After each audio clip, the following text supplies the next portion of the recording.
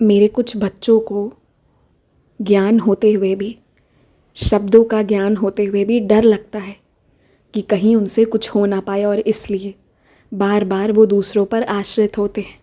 मैं अपने उन सारे बच्चों से कहना चाहता हूँ कि हो सकता है तुम्हें बात एक बार में समझ ना आए, पर शायद 2, 3, 4, 5, 6 बार में कभी ना कभी तो समझ आ जाएगी ना।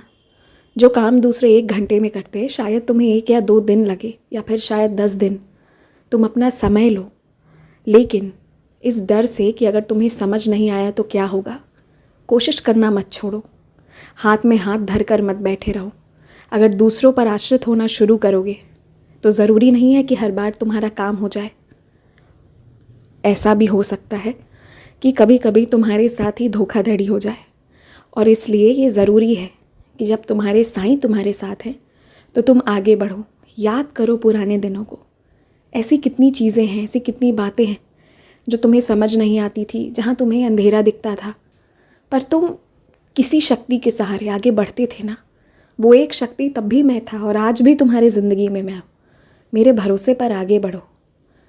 कोई आएगा, किसी एक दिन एक चमत्कार होगा। इस विश्वास पर हाथ में हाथ धर कर मत बैठे रहो।